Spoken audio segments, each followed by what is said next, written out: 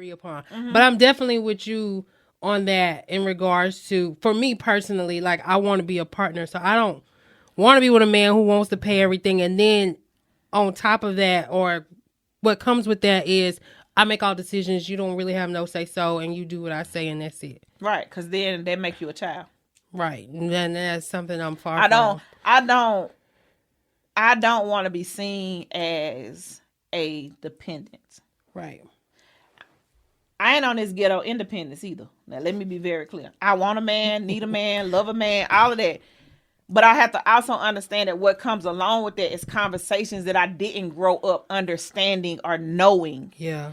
We see our parents together, whether it's your mom and daddy, or whether it's, your mom and her boyfriend, or your daddy and his girlfriend, or whatever. But a lot of what they don't tell us, and they don't show us, and they don't teach us, like, we hear, I'm definitely from the South, born in Mississippi, Southern roots everywhere. Yeah. They teach us to wash clothes, cook, and now generation, most of them can't do that. But what I'm saying is all of these household things, but then we don't have no conversation about it. I know women who, if their husband passed away, they couldn't tell you how they pay their mortgage. They couldn't tell you none of those things. But a lot of times you don't know because you didn't want to have a conversation. I don't want to be in that. That's more being. So the thing is, do you really want to be an adult? Yeah. Or do you want to stay in a child's place where you seen and not heard? And in some instances, that's where people are. They're being seen and not heard, but then they're mad because their voice is not being heard. So now you got your little sneaker link on the side. You having sideways conversations because there are parts of you that's not validated because you don't feel like he respects your voice or nothing. You just show up, you smile, you take a great picture and all of those things. But then you feel like you excused from the adults table because you don't have nothing to talk about or nothing to add. Yeah. That's not a good feeling. Not at all. Not at all. Unless, like we said before, you somebody who that's wants what to y'all have agreed to. And yeah, and you want to excuse yourself from those But I've responsibilities. K.Micole is a multi-talented, celebrity stylist, best-selling author, mindset coach, and transformational speaker, known as the Mindset Transformational Plug. She excels at bridging the gap between personal vision, beauty, fashion, and shifting mindsets. If you're looking for a catalyst for change, K.Micole is the one to turn to. Her greatest strength lies in her ability to inspire hope and speak life into people of all ages who have been held back by the opinions of others and societal pressures. She's like the best friend you've always wanted, addressing the challenges in your life with love and purpose, guiding you from mere existence to a life with purpose and authenticity. Through her books, like Learning to Love Me Unapologetically and 5 Ways to Dress Yourself Confidently, she shares her wisdom and empowers others to transform their self-esteem and discover their true purpose. With her relatable life experiences, K.Micole creates an atmosphere of self-transformation, helping individuals reclaim their self-worth and live life to the fullest. Her passion for helping others is deeply rooted in her family, particularly her 3 self-loving daughters, serves as both her inspiration and the embodiment of her transformative impact. She is here to speak on a lot of different topics, but before we dive into those topics, I first want to learn what got you in the business of serving, of being a coach, even down to being a celebrity stylist, being an author. I feel like that all just ties in together.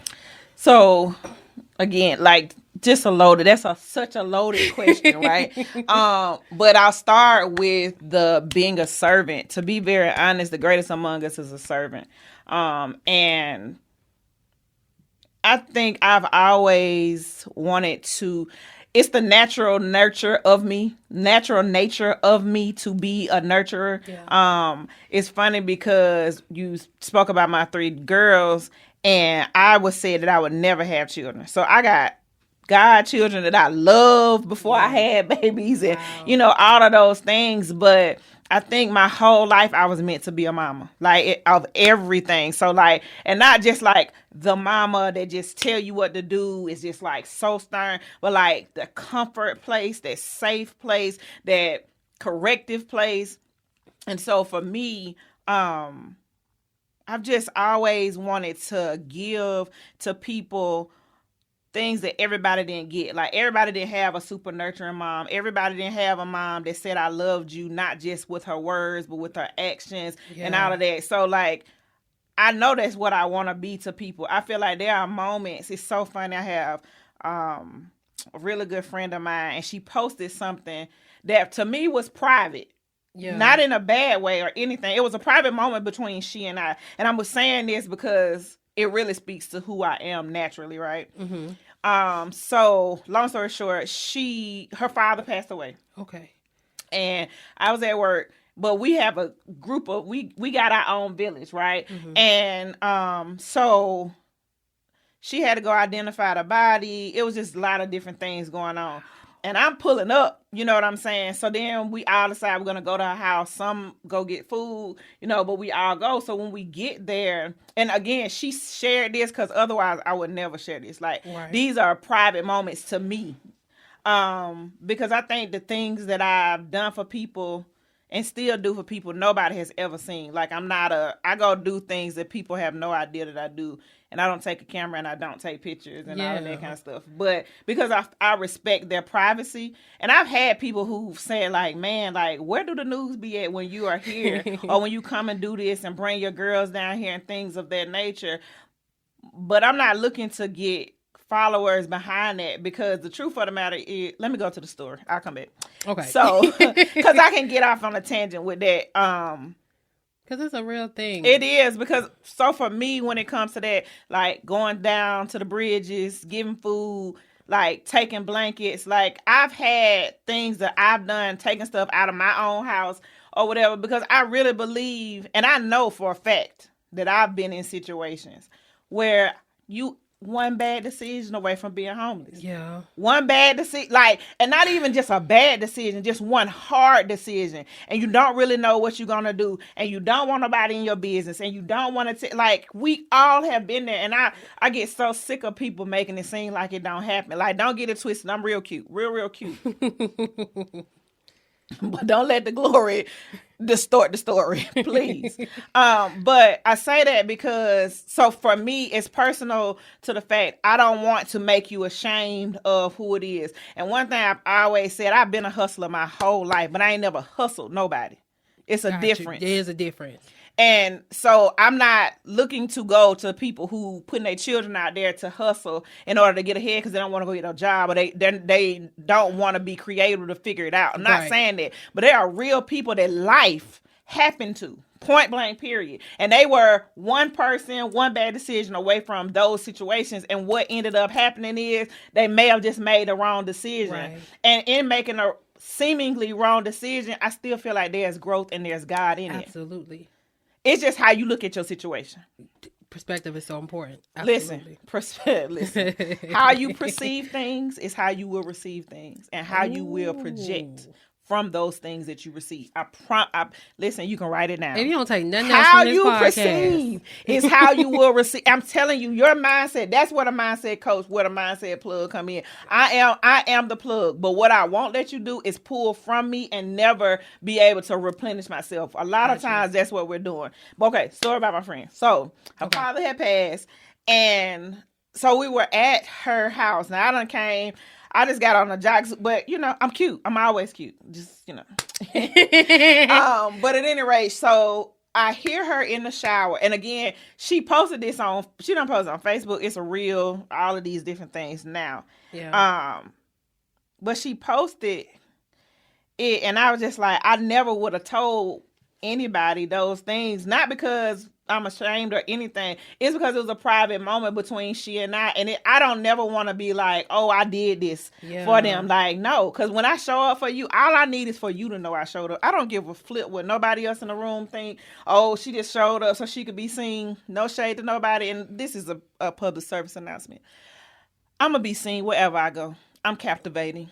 Period. And if we gonna really get into this thing, like, stop letting people make you feel ashamed of your presence. Stop letting people make you feel like attention shouldn't be on you. When you are liked And really, we should all strive for that. Right. I don't mean I'm the only light in the room. My light helps illuminate. Your light helps illuminate me. Mine helps illuminate you. So people, please get out of this place of, oh, she just want to be seen. Because if I'm in the back of the room or the front of the room, baby, you will see me. Let me ask you a question, because I want to revert it back to because the Dating Relationship Podcast. How did you get to that point where you wasn't ashamed or dim down your light to make people feel comfortable, right? Answer that question. And then my backup question to that is, how do you think that affects dating and relationships if you are somebody who dims your light for other people? Okay, great. Got it. Okay, so it was a process. Let us be clear. It was a process. I always have been the person that say, oh, you're pretty. I've lost like 128 pounds, right? And I've heard you pretty for a big girl. You this and that. No, I'm just pretty. Point blank, period. But I had to get to a place where I could take a compliment too, because you know how you'll hear somebody be like, "Oh, that's cute. I didn't even know they made that," and just all of that. And then I always want to follow back up with, "Oh yeah, I like your shoes. I like your." And then I just realized you don't have to compliment back if it's nothing to compliment. But I never. I'm just saying, but I never wanted to leave it where I didn't see value. And this is. And to be very honest, this comes from not feeling enough or adequate. That we feel like we got to give something when somebody gives something to us. Yeah. So it's like, oh, you gave me a compliment that I'm pretty. So now I got to give you something. And can I help? Can I help a few people? Just because he compliments you or she compliments you, don't mean you owe him nothing. Yo, I know back in the day, like a guy would be like, "Hey, queen," or "Hey, beautiful." I felt like I had to return. Yeah, it's like they had. Hey, handsome. You know what I'm saying? Yeah. And it's like, I had to take it. Like, no, just say thank you, because I learned from me. Thank you is enough. Thank you. Yeah, because you acknowledging them and you acknowledging that you received the compliment. And I know for me, even feel like I had to return stuff. It breeded other bigger issues. Oh, yes. Yes. We can go down that road, too. Yes, it do. It make you feel like you owe them something. But you know why? A lot of times it makes us feel like we owe them something. It's because we feel like what they're giving is more than we deserve. And so really because I'm not deserving of what you gave, even though what you gave was lip service. Yeah. Really and truthfully. And what we give is so much more valuable. We giving our bodies. Let's just keep it 100, ladies. We're giving this up. Oh, he just told you, what them French boy. Oh, I think they like me. Listen, we giving all of these things because they gave us a compliment, but we're deserving of the compliment. Point blank, period. Right. So why are we compromising and giving to them for crumbs? For whatever reason, life has made us assume that we should have crumbs. That's the best that we can get. And I can be very honest, at points in my life, that's what I felt like. Because I've been raped, because I've been molested, because I've been in domestic violence situations, because I didn't grow up with a mama and a daddy. I had a single mom. So that, some of that disqualified me from value. Lies. But that's what we think. When we start going through our lives and the things that we've been through, that's when we start settling for what we got. Got you. It's like, so I didn't have my mama here all the time. I didn't have my daddy here or whatever the case. And so now the dude that's riding around in a nice car who may just be a dope boy or whatever, but he giving me compliments. He buying me them Nikes that my mama won't buy me. I want to look like the other girls who seem like they popular in school. Let's be very honest. We do so many things to be able to fit in and be accepted when the only acceptance we need is our own. Because when you finally get your acceptance, when you finally get your own validation, life, how you picture it and how you care about people picturing you is different. Absolutely. It's like you walk in your own freedom and your own might, right? Never taking away that God gives us, right? But he also equipped you every day on purpose to be your best self. But we let the world say our best self is not the best. Our best self is not good. Our best self is not even attainable. Because we look at our current situation and be like, I can barely pay my bills. I ain't got no regular man. that's, trying to wife me or whatever your desire is when it comes to a husband or a wife or whatever. Yeah. Nobody is intentionally loving me. Nobody is intentionally showing up for me. And now you're looking around like, I got all these things I got to do to get where I deserve the kind of love that seemingly everybody got. Seemingly. But the truth of the matter is you possess it. And if it's love that you want, you got to first have it for you. Because we really do have to teach people how to treat us, how to love us. But the first way you teach somebody is to learn it. I can't teach you nothing I ain't never learned. Got you. So the thing is, how do you teach somebody who's been through maybe bad relationships and pick the worst people to be around them to be confident and to love themselves? Like, how does a coach shift their mindset? So the first way for me is, let's be very honest, that everything that happened to you was intentional. Break that down just a little bit further. So we got to stop walking around saying that, woe is me. Why did this happen to me? Because the truth of the matter is, and when, again, we said this, how you perceive is how you receive. Absolutely. Okay. So if everything that has happened to you, in your opinion, has been negative, all you're going to assume is only negativity is going to breed negativity. Right. Versus saying, hey, this thing happened in my life, but I survived. Okay. For me, one thing I say, like whenever I'm going up and I'm speaking, one of the things that's in my bio is I survived some things that killed some other people. Now, to some people, that may seem real harsh. Yeah. But that's truth. There are people every day leaving here, intentionally and unintentionally. These are facts. Yeah. There are things that I'm sure you can think about in your mind that you've gone through. I know for a fact things in my mind that I've gone through that statistically, mentally, I should be in a padded room. Yeah, I definitely could think talking to the air. Yeah. But what I had to come to the realization of is that I survived it because I was meant to be here. I survived it because I was meant to tell somebody else who could have been in my same situation that if I lived through it, I ain't got to look like the lady who is at the insane asylum. I don't have to look like the person who decided to use drugs as their coping mechanism and now they sit up on the... I don't have to look like it. Because guess what? Some of them same people went through the same things I went through. But I chose to say, to hell with what is trying to kill me, because it ain't meant to kill me. Right. This was not my dying place. And I think a lot of it comes from a place of believing that God have more. Listen, I don't know what you believe in. Believe in something higher than you.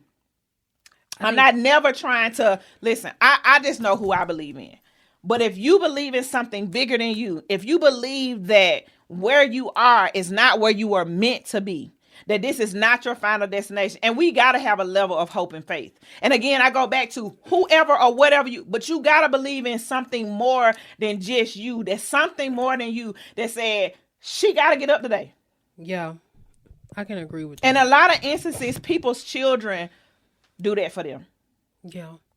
Because it's like, I can't give up on them because somebody gave up on me. I can't not show up for them because somebody didn't. And whatever that it is for you, I'm talking about you better dig into it. That thing should be you hear people say all the time, what is your why? Yeah. For me, my why was me.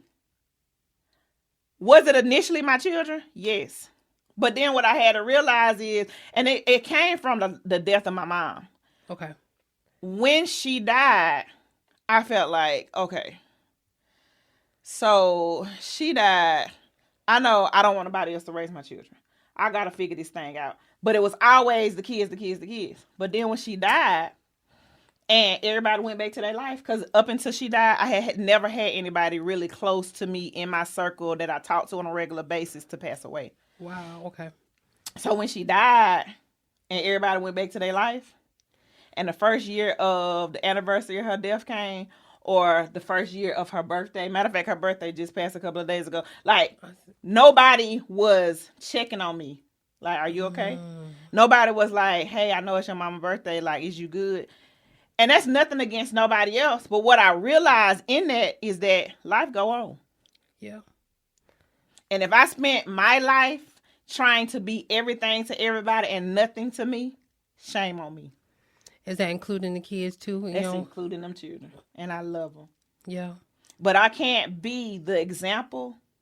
I can't raise them to be self-assured, have faith, but I can't raise them to be something that I can't be for myself. I can't be the example by just saying you do this, but I don't do nothing. We all have heard it. Do as I say, not as I do. Yeah. That's the bull. Because what you just said is, I'm not worthy of it, but I believe you're worthy of it. How do you encourage somebody else through your lack of choice, your lack of courage, your lack of power, your lack of strength? Like, I'm just going to be like, girl, you can do it. You can do it. Listen, your podcast going to be the bomb, everything. But guess what? I'm just giving you lip service. But I don't come in and say, you know what? Hey, I can't be here every day. I just want to give you a seed. Hey, I just want to send somebody your way. We always be trying to make it like we need everybody else. But if you show up and say, hey, this is my podcast. This is what I do. This is what you got to show up. And then people gonna be like, dang, she really serious about this. Yeah. Like, this really what she's trying to do. She's really hungry for it. When I look at a lot of the celebrities that I started out with in the industry and I see where they are now, and now all of us is in our 40s and all of us, you know what I'm saying? Yeah. We doing all of these things. And it's just like, dang, that was 20 years ago. Wow. And now it's people seeing them and not even realize, like, I see their story. I remember when they was literally, everybody staying in some kind of apartment or staying at that man house or staying at the girl house and didn't have nothing. But see, now everybody see them on top. You just assume they just been on the scene for 5 years. These people been doing this forever. Wow. I needed that today. God give you what you need anytime you need it. I promise you that. I needed it today. Now, everything that you just talked about, I want you to flip it. Like, let me think of a question to ask, like, in regards to you. Like I said, you somebody who's battered, bruised. You want to loving yourself so you can do better in relationships, pick better in relationships. What is that little, everything that you just mentioned meshes into that. But it's the thing about picking into a relationship. Go ahead. Okay. Because I'll talk a little bit about my own relationship. Okay, because I feel like all of that meshes. It's just so another vertical. Let me tell you what's a hard place. What's a hard place? It's to be in a relationship and to seem to have it together in every other area, and you thinking that the man sees exactly what you have to offer. But wait a minute. Go ahead. I've been there. That you think that you offering, you're not offering, because you everything to everybody else except for that man. Because that's not what he really wants. Right. What y'all initially signed on to was this. Now, while he was open to these things, he didn't realize that it would push him to the side. He didn't realize it would neglect some of your at-home things. Mm-hmm. And for you, it's like, but I come home every day. Yeah. But I show up. Right. But like, I'm cheering for you. It ain't just about my dream. It's about your dream. Like, I want to do all of these things. And I'll be very honest, very candid. This real transparent. Jesus. Growing up, my mom didn't teach me financial management. Okay. I think that's nothing about credit. Yeah. Nah, it ain't. I realize that now. Really? It's not. I know a lot of, okay. We do. And a lot of it is like-spirited people that we be around, right? Yeah. Who was in the same boat. But what I came to realize differently, what I learned growing up was how to survive. That's a lot of our, especially in the Black community, that's a lot of our stories. So what we learned was how to survive. Right. But we never learned how to live. And that's how we move in relationships and everything else too. We just trying to survive. That's it. I want to find this happiness that people say exists. I just want to find, listen, and I don't care if I'm working 100 hours. If you just see my hard work, if you just see me pulling for it, like I'm telling you, and yeah. I can say that to you, because when I say I have lived this on a different level, because it's like, I want to have a career. Yeah. I want to have the brand. I want to have a business. I want to have a family. I want to have a man. I want the man. Like, I want all of this stuff. Yeah. But most of the time, because we didn't see the kind of success in our own families, because we racing to break generational curses. Right. And all of that stuff, it's like, oh, finally I got a good man. He's so good. I love him. But what I'm striving for is this success. Yeah. And I want the success to look like everybody that I think is successful. But then I forgot that I prayed for this man too. And I wanted him to. Yeah. And he's told me several things that he needs from me. And I give it to him for a couple of days, but I'm really chasing this dream. Yeah. And all I wanted is for somebody to believe enough in my dream, because it's like, as soon as it take off, like, babe, like, as soon as this thing take off, we gonna be good. Like, just trust the process. Yeah. All of these different things, and they just be looking at us like, that's great, and that's wonderful. I believe your dream is going to take off, but when that dream take off, as you chasing the dream, I ain't getting you. Yeah. So when the dream take off, really, what am I getting? Going back to the financial side of it is, I started working on my credit, start working on my credit.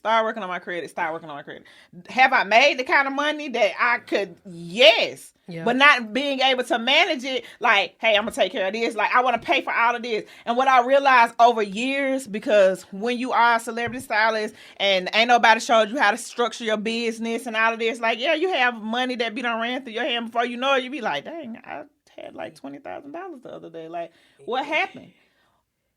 You went and paid bills, like, especially during single mother time, baby. Yeah. I'm trying to pay everything up because film and TV stops. That we have an off season. Yeah, you need to have managed your money good enough that you can take care of you and your children during the off season. Yeah. But then when you get that kind of money, it's like, dang, I wish I could take the girls on a trip, or hey, I wish I could go and do this. And it's like, you trying to. But what I have come to realize is budgeting on a different level. Understanding that though I wasn't taught that, we have to take the value of what the men in our lives can bring.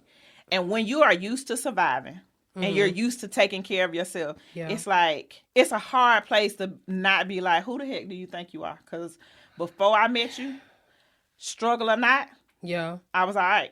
Right. But worry. So how you balance it now? How do you balance it out? That's something you're still trying to figure out? And no, I ain't still trying to figure out. I stopped fighting against what I prayed for. Okay. But it took me 4 years to finally be like, dang. Because this is the other part. When you been a single parent and then you get somebody that you really can depend on, that treats you like a partner, not like, I don't want you to do nothing, because if you decide to leave, you ain't taking nothing. Yeah. I've been there. I don't know about anybody else. Listen, narcissism is real. But even within that, realizing that you're fighting your help. Right. How many times do you fight your help? The person who show up and they doing it, yeah, they be complaining, but what their complaint is legitimate. You don't want to say that, because then it make it seem like everything you said is wrong. But it's nothing wrong with being wrong.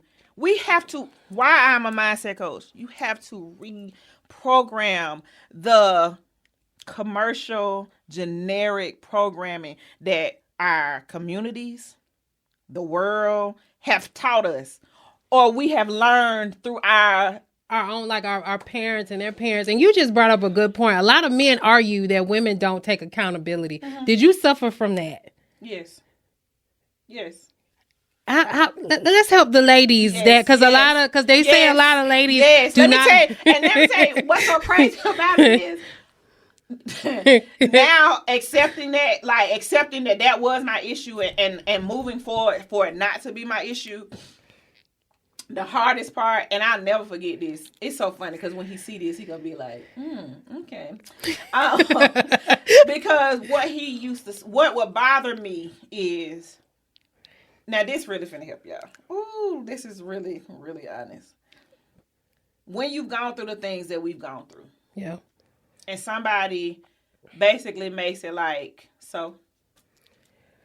That, it angers you, right? Yeah, cause now you've basically made everything, and this is when you're looking at it like everything I've been through, everything that happened to me, and I rose to the occasion, and I stood up on that thing, and you making it all like when I did that, and it wasn't nothing.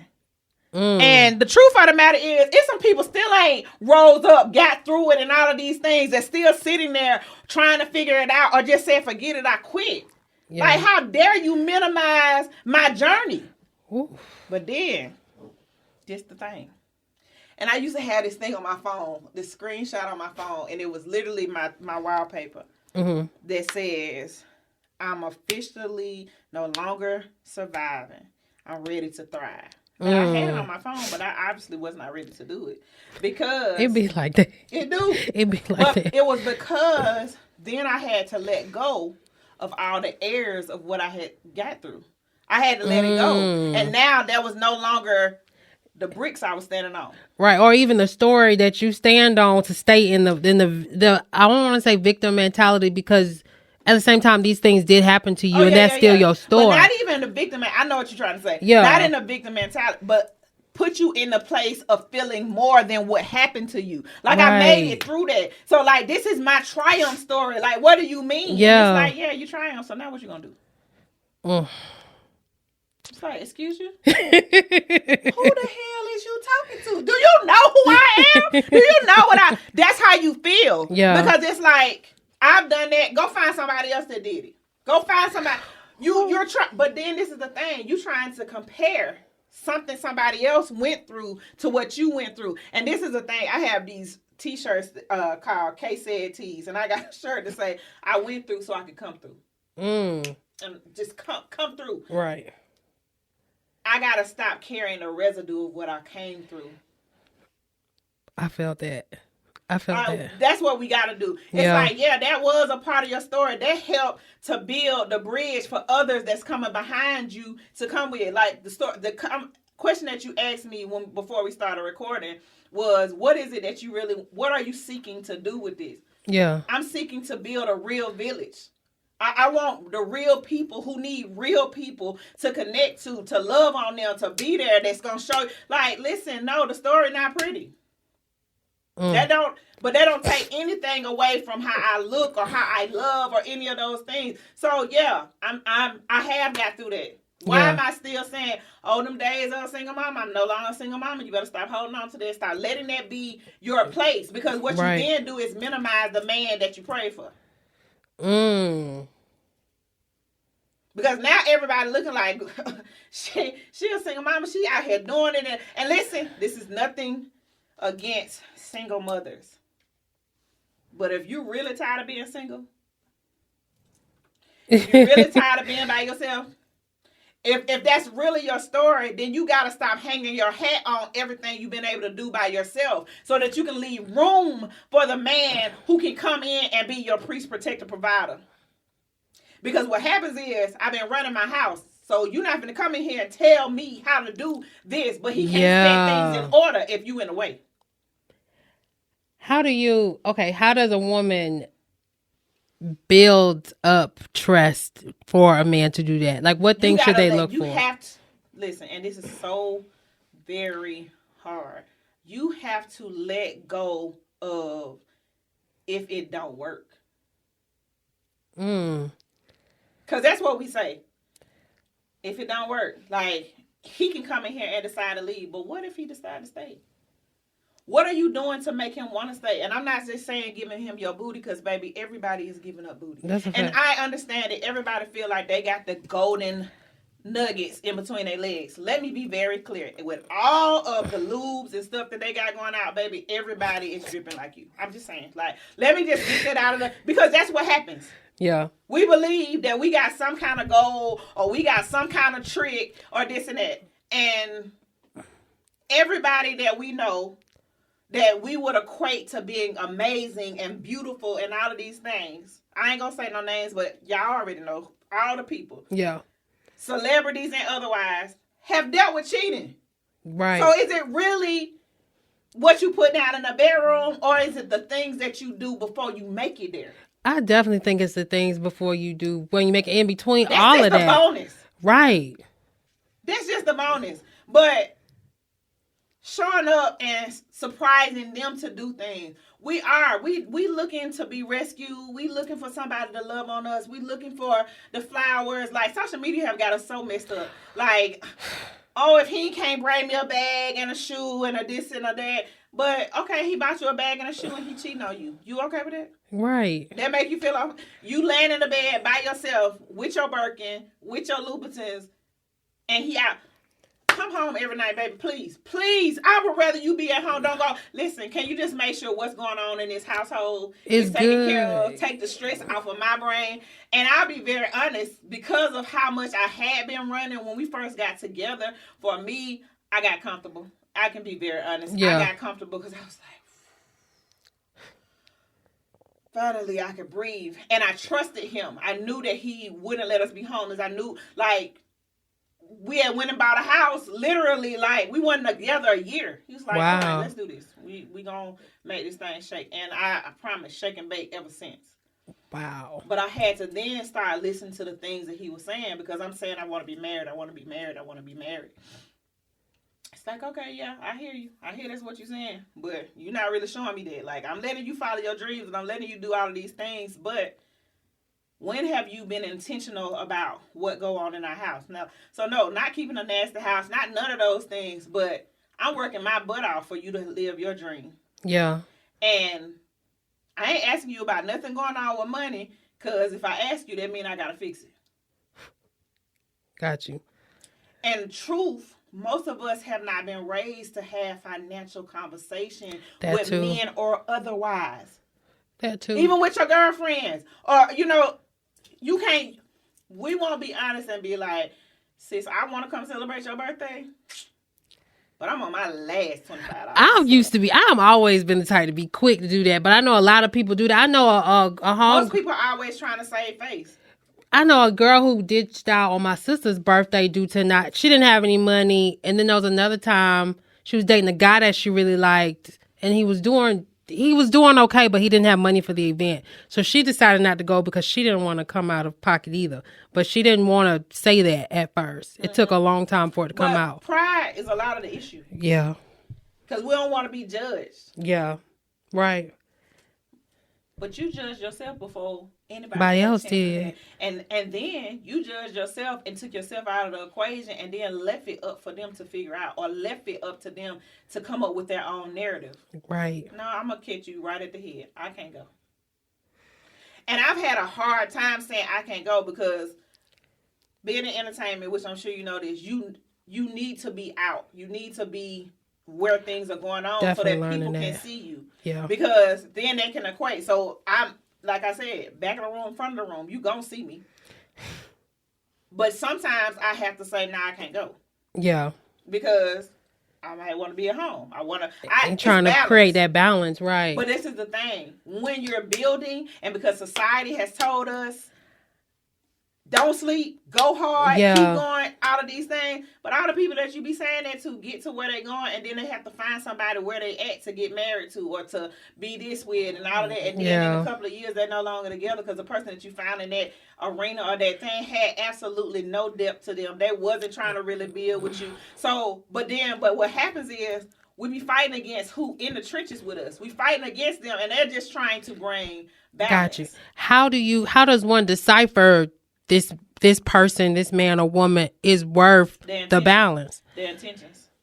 The intentions. Because people that are intentional about you gonna make certain things happen if you're really paying attention. Yeah.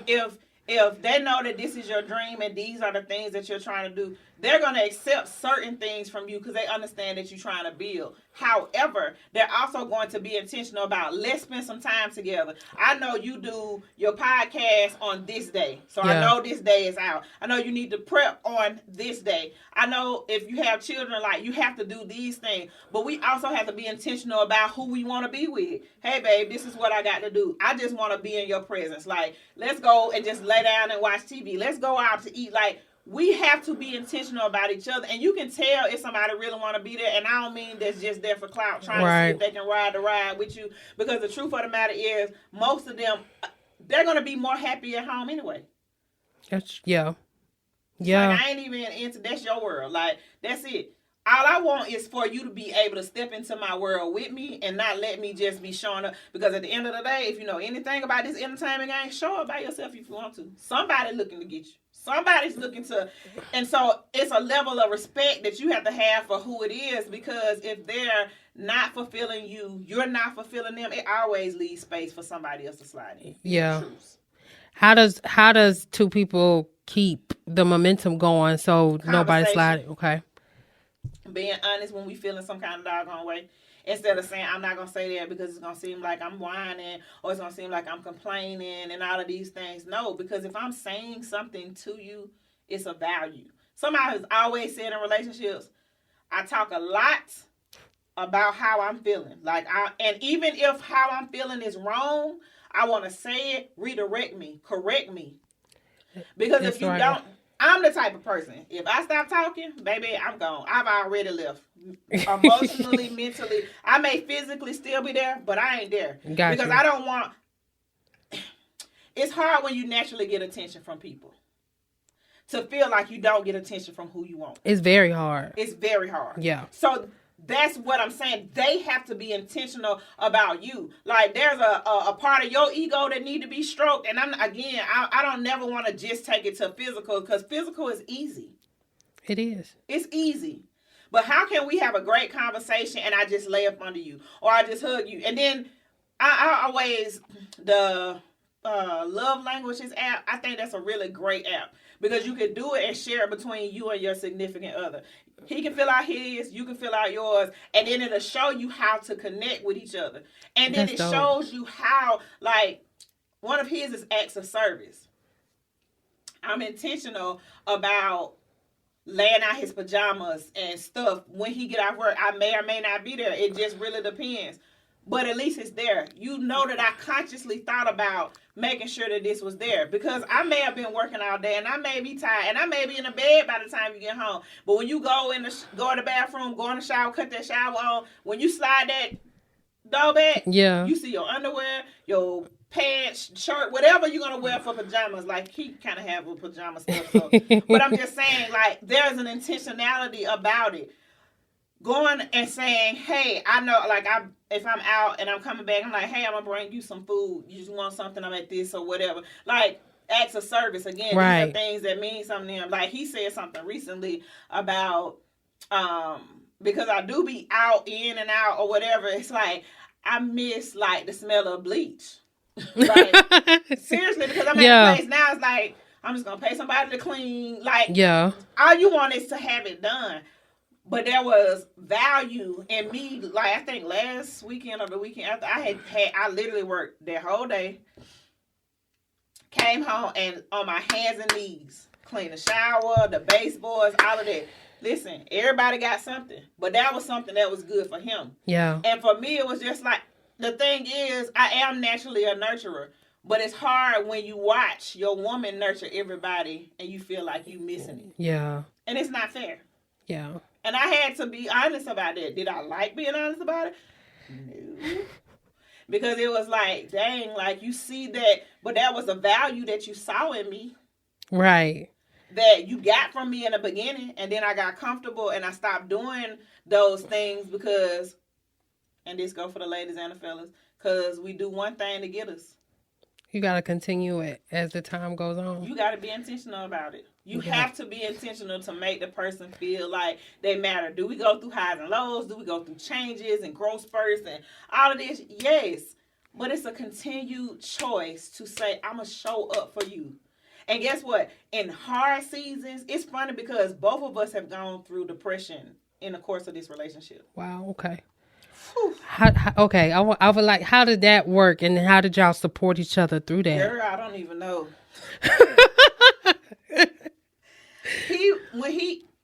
I was coming out of mine and had missed that he had sunken into his. Because I was so dealing with what I had going on. And when he got into his, what I started to realize is what I was giving to others, I needed to give to him. Okay. So as I began to give it to him, I think a part of me was like, if I have to give you this, is it really of value to me to continue trying? And it wasn't because I didn't see value in him or anything. It was because I felt like I was still working. And when you are tired of working, yes, and all you want to do is come home and be off, how you push past that? Like, because I had to remember what I prayed for. And okay. I had to remember that all of the sharpening tools and gifts that God had given me, they weren't just for the people on the outside of my house, but they were for the people on the inside of my house. Okay. And what I have, when I tell you, what I have dedicated for me is that I do not want to be a public success and a private failure in my home. Got you. I don't want to be out here saving and helping other people transform their lives and not be suicidal and feel better about themselves. And then I have children walking around feeling less than, having, their own suicidal thoughts and going through things. Like, you can literally get locked into that. I know that I've lived it. This ain't something I'm just talking about. Right. But the second I realized that I am not just the plug to the world, but I'm the plug to my world inside my house. And that if they all plug into me and I get them into their natural, God-given purpose, I got cords that can go everywhere. I got things that can be connected, empower the world. If I just start within my house. And so many people get stuck on what's on the outside and how much they want to build on the outside. And then come home and the strangers in their own house. That's whether you got people there or you don't got nobody there. You strangers. Like, you working. I think COVID, what COVID did for our lives is made us take time in the things we was working so hard for. Right. I agree with that. Like, you working to have you somewhere to stay and you barely spend 24 hours in it totally in a week. Because you're working so hard, right. You're just trying to do it. So the car you drive, you really only get to drive to work, praying for a day off so you can really spin the block because you want somebody to see it. Like, these are right. Facts. But when you get to a place of self-satisfaction, when you get to a place of like, dang, this is how I want to live. I hear people say all the time, like, how did y'all all make it in the house during COVID? And I was thinking, easy. Shoot, we had every room in my house got a different personality. It's got something else. So we were able to not be right on top of each other. And I don't live in just this big old mansion. Not yet, anyway. But I mean, I live in a nice size house. So I was able to be in my space. He was able to be in his space. The kids were able to be in their space. And in us all being able to do that, we also found value in spending time together. So we found shows and things to be able to do. Playing games. Girl, we would cut the fireplace on and act like we was camping. Like, we had to get creative. But there's an intentionality in your creativity. Absolutely. And saying, you know what, I want to find something else to do. Like, he bought some kind of little calendar. You scratch the thing off and make a date and all of that. But it was him being intentional and me saying, I'm not too tired to do this. How do you find time for yourself to recharge? Like, what do you do for yourself? Take it. When? Regular. Like, I get up in the morning and go to the gym, and some people feel like I just go to the gym just on the health thing. No, I go because it's a peace of mind for me. But the other side is I really do meditate, and I really do take time for prayer. So we can wake up out of the bed, and I can still be laying there in the moment, really just conversing with God. I can relate to you there. Yeah. And everything. And then I get up. Now, let me be honest. Have there been mornings that I would prefer to lay down? Yes.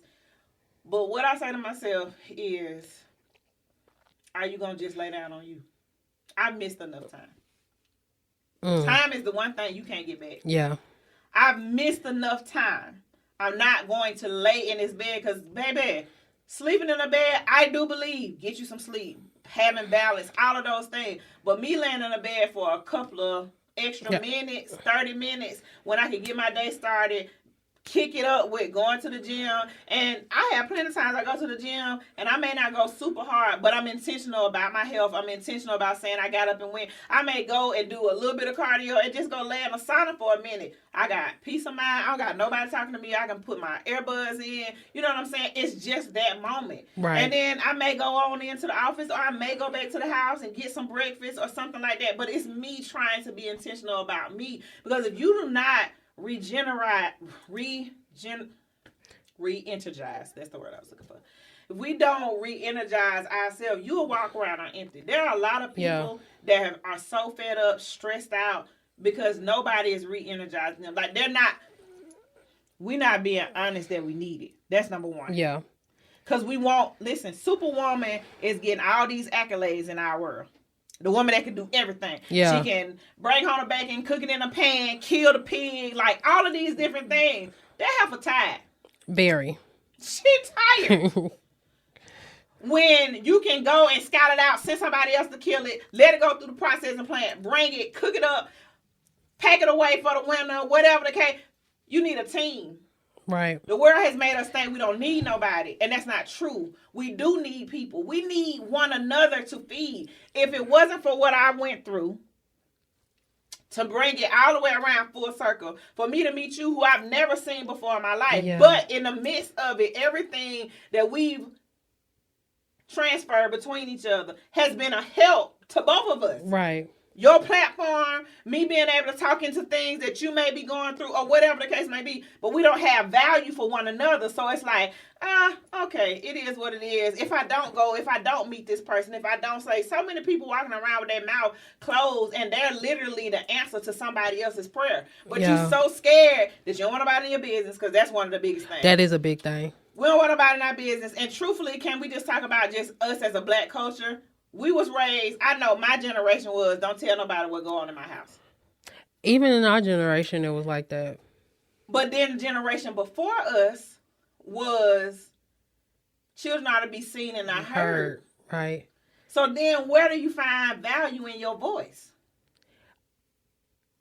That's deep. Where do you find it? And that's why I feel like this current generation is going hamburger, literally. Because I was raised by the children seen and not heard. Yeah. As I was raising and being raised, it was, don't talk about what go on in my house. No, reverse.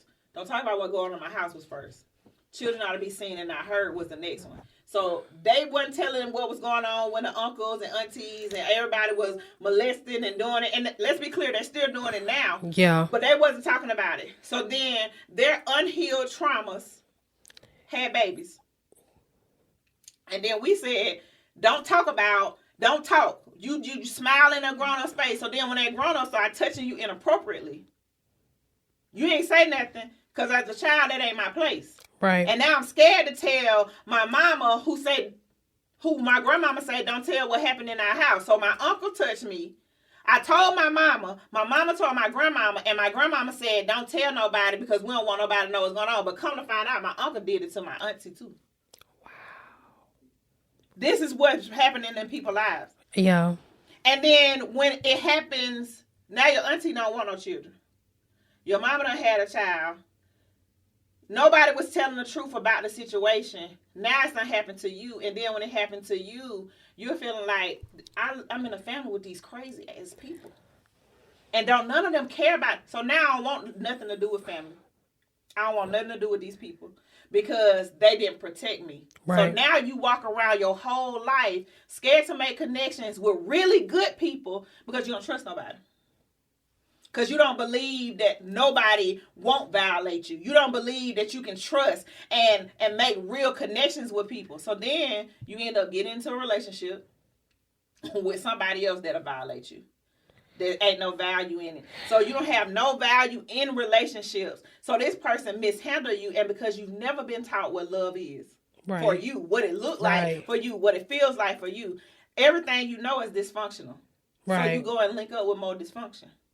Because that looks like what you come from. And it's familiar. Right. And oftentimes what's familiar, even though it may not seem to be right, is what we fall into.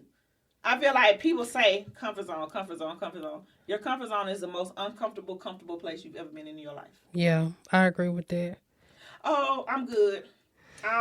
It don't even take all of that. I don't know why people be out here doing all of this different stuff. It don't take all that. You ain't gotta have that kind of car. You ain't gotta have that kind of house. Why? Why? If I can't have it, why would I say that I can't? But we make ourselves believe that what they're doing is too much, but we yearn for it. Right. But then talk ourselves out of the fact that we deserve it, that we can attain it, that we can have it. It's like, yeah, I don't want to listen to what they're saying. Because they're saying that it don't take all of that, but it took that for them to get there. And guess what? What it took for them may not take that for me. All I got to do is believe and put my faith to work. Right. Most people don't want to do that. So then you just sitting here talking about the people who did. Because you broken. You dysfunctional. And you don't feel like it can have, they was born with a silver spoon in their mouth. They had something different. But then what do you go and say about the reformed crackhead that now is a millionaire? What do you go and say about the reformed dope dealer that flipped their business sense and now they got a multi-million? Like, what do you say about them if that's the situation? They done sacrifice somebody, child. That's what they'll say. The only thing that people done sacrifice is themselves. That's what I think too. They've sacrificed themselves. And for me, I know that K.Micole gonna be a household name. I know that. I've been saying that hashtag for almost 5 years. I know that. I know it takes time. What I said earlier, people that I've been in this industry with over 20 years, I see them on top now. I don't think this is gonna take. Listen, not many more moons do I believe it's gonna take. But I gotta stay steadfast. I gotta keep believing. I gotta keep putting in the work. And so many people be expecting the blessing that they prayed for to happen tomorrow. And it just don't happen. It don't happen like that. I got a couple questions for you off of all the things that you said. My first question for you is, what percentage do you feel your partner is responsible for in regards to your happiness, and then for their and vice versa? So he not. He not. He's not. I know he's no more responsible for my happiness than I am for his. Can I add to his happiness? Yes, but I can't make you happy if you're determined to be unhappy. So out of 100%, you don't feel like you feel like you're not responsible at all. I can add to his happiness, but I can't be his happiness. Got you. Then my second question, as far as being intentional, like being intentional in a relationship, like you spoke about your past traumas, molestation, rape, things of that nature. How does one, and it, from the things that you said, it sounded like, because I know some people who have been in, that's happened to them, they become hypersexual. And then there's people who are, got you, hypersexual. And then there's other people who just, they shut down completely. And then when they do open up, they open up to the wrong people. How did you become intentional on making the right, just making making the right decisions and leaning away from dysfunction in relationships? Absolutely. I'm highly sexual. I love sex. Okay. Hey, that's cool. Yeah, I'm not finna lie. And y'all that want to lie about it, do it. You just ain't had no good sex. And listen, and I'm pro-choice. I understand people who want to save it for marriage, all of that. I have not done that. Obviously, I have 3 children in my marriage. So let's just be clear. But for me, it got to a place. So I've been molested by my mama's boyfriends, by her husband, by one of her husbands. Like, I went through some things. And then I had an addiction to porn. I'm being real transparent. Right. And what for me is that you're not going to take away from me something I like. Okay. For the longest, I felt like people kept taking from me. And so I stood up and said, well, you're not going to take something I'm willing to give you, but I'm only going to give it to who I want to give it to. Got you. So you took that and put yourself in the seat of control. Yeah. So which in some instances probably wasn't good. Just be honest. And I say that because. Was that therapy for you in your own way back then? You would say? I probably would want to say that, but it probably wasn't. It was another level of dysfunction. It was like, I think I found power in it. For instance, when I wasn't comfortable in my own skin. Okay. The one place I have always been comfortable is sexually. I can relate to you there because I was like, Oh, yeah. Like I'm that girl. That's how I felt. Yeah. And I felt like that there. You cut the lights on, cut the lights off. But mind you, I would be in lights on situations fully clothed and not feel secure or not feel confident. So for me, what I realize is that that's truthfully, sexually is how I really started to free myself. Because it's like, if you're free in this vertically, horizontally, upside down, inside out, however, if you're free in that place, why are you not free in your clothes? And I know you were talking about my mindset Monday from the other day, and I'm like, but for me, it was like, I like how I look in clothes. Like, I like my ability sexually. Got you. I think I only watched some of it, but your mindset Monday, I think it just leaned more towards respecting yourself in certain in the places you should be. I think a lot of us, because we find so much strength and ability to take control in our sexualness, I think that's a lot of what the issue is now. Everything is overly sexual. And just because I don't want to walk around with my cheeks hanging out don't mean I don't like sex or I don't find a human body attractive and all that. What I feel like is I don't have to show everybody to make it seem like I'm of some value or some worth. Got you. Period. What I realized after I got out of that cycle, like you were saying, overly hypersexual. Yeah. After I got out of that cycle, what I realized was I didn't have to have sex with you and show you that I could dominate you or how good it was to make me feel like I was better, because I needed to feel like that even without it. Because everybody can't get that feeling from you. So how do you validate it? How did you get to that point? Because I know for me, myself, from my own journey,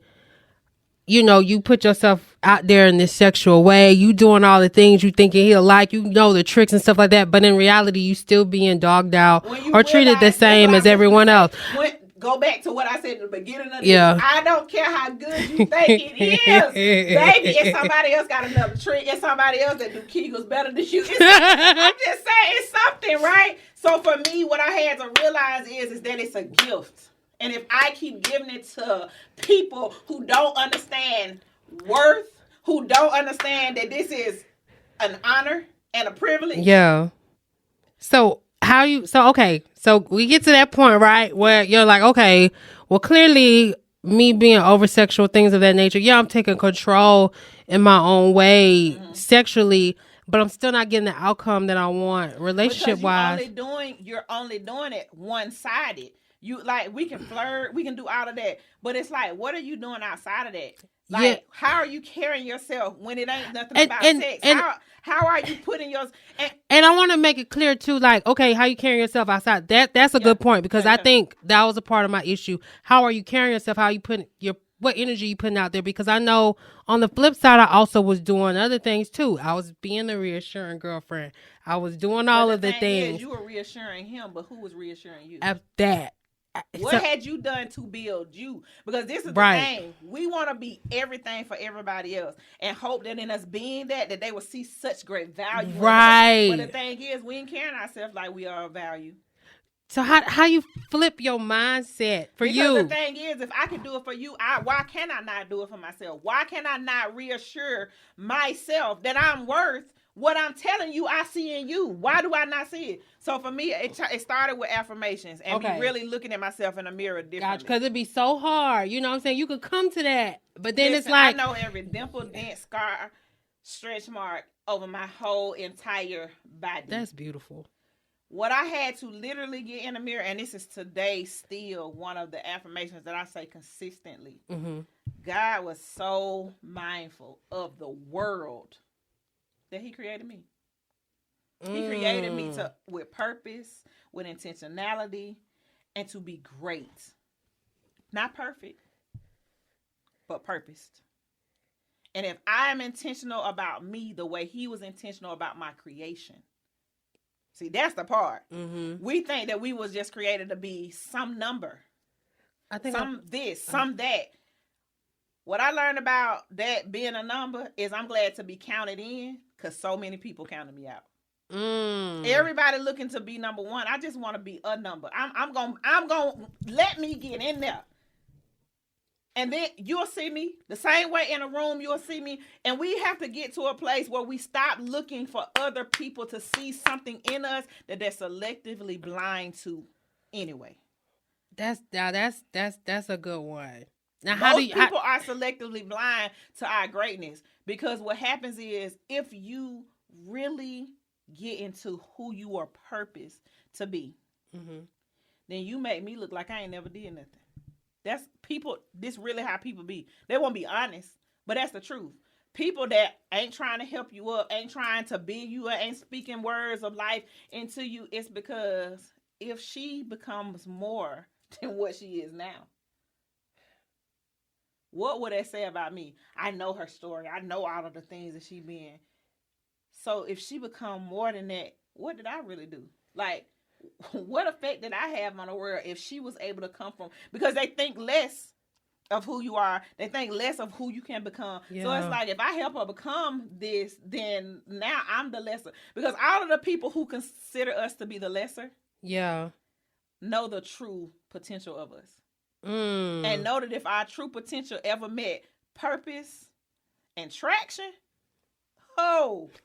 baby, like a locomotive. Do you hear me? Yeah.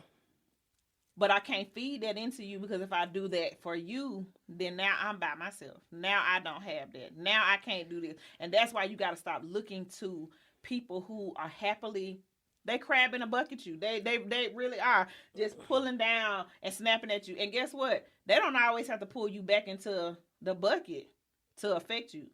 They could be snapping at your feet, cut you in a place, and you be like, you know what? It ain't my time yet. We'll talk ourselves out of it every time based on those that are around us that's making us feel like we can't do it. Right. Like, if you was going to do that, you should do this. Well, if you should do, like, let me tell you something. I'm all for constructive criticism. Yeah. But what have you built? I need to see what you built.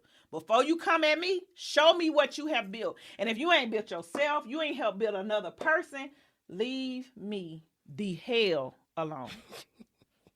These are facts, because people will implant seeds where you have a harvest beginning to grow. And they will plant seeds of doubt, which will cause weeds to start eating that you've been growing. So you have to be very careful about that. So if you don't see it in me, it's fine. Stay over there. That's it. Yeah. Stay over there. And it's funny, I say this on Mindset Monday all the time. I no longer live in the bando. I no longer reside in a place where darkness, where my Linus blanket was, where my self-doubt, where my pity, where my low self-esteem, where any of those questions about myself, I no longer reside there. I didn't forward my mail there. I didn't take furniture from there. I didn't take clothes from there, because I no longer reside there. So if that's all you want to talk about is what I used to do and how I used to be and all of these things you heard about me, stay over there. Right. You can't even come behind the gate. Security, you can't come behind the gate. And we have to be okay with that, because everybody can't come with us. Everybody can't step on the other side of the renewing of you, or the retrained mind of you. But you have to be intentional that I no longer want to keep self-doubting me. I am here for a reason. Let me tell you something. When you have fulfilled your purpose in the earth, you will no longer be here. Period. And I believe that. People say all the time, tomorrow is not promised. I disagree. For me. This is a K.Micole-ism. Y'all can say whatever the hell y'all want to say. I'm saying for me. And why I say that is because I am not done with what I know God promised me. What he showed me. It was not a conference call. It was a private call. I'm clear about what he said I can have. Yeah. Why would I ever let somebody talk me out of what he said I can have? I've seen it. When I say this because there's a flutter in your stomach when you're in a place and it's like, dang, I could see me doing it. I could see me having it. Like, I could see these things happening for me. And then somebody else might be like, what? Like, you dreaming too big. You doing too much. And it's like, yeah, no, I'm just talking to the wrong person. That's it. I'm just talking to the wrong. And if you ain't talking faith and you not talking belief and dreams and purpose, just don't talk to me. It's okay. But I ain't finna shoot you in the foot for you to bleed all over and drag. No, I'm be like, girl, let's wrap that foot up. We're going to let it heal and keep it moving. We're going to keep going. So many people just want you to stay where they are because they're comfortable with you in that place. I don't know how I'm going to deal with you when you get what you deserve. I don't know how I'm going to deal with you when you get what you've been called to. Then then you might need to start severing yourself away because I'm going to get it. And when you stay on that mindset and on your path, those people fizzle out anyway. Oh, yeah. Yeah. I heard somebody say one time, snakes can only go to a certain altitude before they can't breathe. And when you on your way up, snakes will be on their way down. Right. One thing that I'm always mindful of on my way up and in my respectful brag is that I treat people good. So if I ever had to go back down, I'm going to be all right. Got you. I'm going to be all right. Because I don't mistreat or mishandle people. And that was something that I had to realize, because when you are in entertainment and you see how certain people are treated, it's like, that ain't right. Yeah. Like, you shouldn't handle people like that. But I kid you not, for every person that I've ever come across like that, they are the most unhappy people. I don't care what kind of money that you have. It do not solve nastiness. It don't solve you being a bad person, because you will be a lonely person. I don't care how much entourage you have around. When you got to pay people to be around you, you should question it. You definitely should. Ooh. I can only imagine the things you probably have seen. Girl, Lord Jesus. I can only imagine. Okay, I'm gonna move to this segment that I have on my podcast where I ask several questions in general. So you're a mindset coach. So my first question for you is, what makes you a great coach in your eyes? I walk this thing out for real, and I'm not gonna tell you nothing that I haven't or wouldn't do. And I think that that's the difference. A lot of people are not transparent about their story because I feel like they feel like it will make the people that they coach look down on them. And I feel like it gives you every reason to trust that what I'm telling you and what we doing is for the betterment of you, because I had to walk it out. And the other thing is that I know for a fact that I'm purpose in this. I know for a fact that changing your mindset, how you think, how you perceive, how you receive, like, and speaking, like changing your thought process, how you speak, like not even just how you speak, literally changing, what's the word that I want to use? Changing your vernacular, not just your vocabulary, your whole vernacular, the whole way that you speak, changing it so that you can get rid of the can'ts, ain'ts, won'ts, and couldn'ts. Got you. Okay. Masters, what would you say is the most misunderstood thing about you within, I would say, in your industry and even like in romantic relationships? Ooh, so within the industry, because I come from like beauty and fashion, when I started coaching and like doing speaking, is people just assume that I'm a one-trick pony. I hate to say it like that, but this is kind of what it is, that I only do fashion and beauty and stuff like that. So like, what would she know about real life? Wow. And let me be very clear. My makeup, how I dress, is my war paint. Just like when the soldiers going off to war and they got their fatigue and they black. Listen, my highlight, my bronzer, my cute clothes, that's how I come out into the world. That's how I want to be perceived and received by people, period. And then the other question that you were saying is, how am I received? Like within, the truth of the matter is, when it comes to relationships, I'm a relationship girl, like, which is why I want to be married and all of these things, is because I want to not just build legacy, but I want somebody to share my life with for real, that's intentional about me, that love me, that want to be not just, I don't want to just be a power couple. I want to be able to say, I like this person. Like, I like spending time with them. I want to go on vacation. I want to cut my phone on Do Not Disturb because me and my man together. My man. Yes. So I'm that. Listen, I can't wait to be like my man. let me just keep it all the way. I can't wait to be like my husband, my husband, my husband. Yes. Yeah. Okay, so the question, I'm going to go back. When you think about your past relationships or even your present one, what do you think is the most misunderstood thing about you? Like, what do you think they probably misunderstand about you? And you guys have to have conversations, like a redirection of, I don't mean it to be this way, or they'll come at you with something and it's like, okay, they completely misunderstood me. That you have to be hard on me to get a result out of me. Because I think that a lot of men, I really do, I think that a lot of men think that, and a part of this is a little true, but sometimes I just don't take it. But a lot of men think, well, women, you have to hurt them to get from them. Like you have to, and I don't mean like hurt, like try to break, but like hurt their ego or say certain things to get the counter reaction to make them say, oh, this not what it's going to be. I feel like in past relationships, it's like, I'm going to see how much she can take before she break. And then when, in my instance, like I literally had somebody to say this, I'll never forget it. And that was, I've done everything to break you and you won't break. This is very true. Somebody I was still with. And you know who you are. But that sounds like a horrible human being.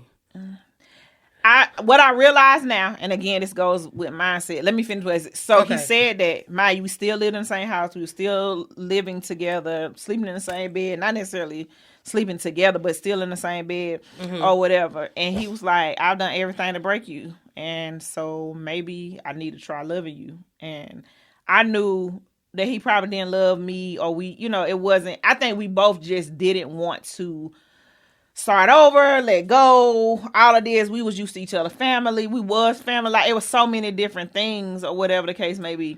But I feel like that stigma, even since that relationship, that stigma was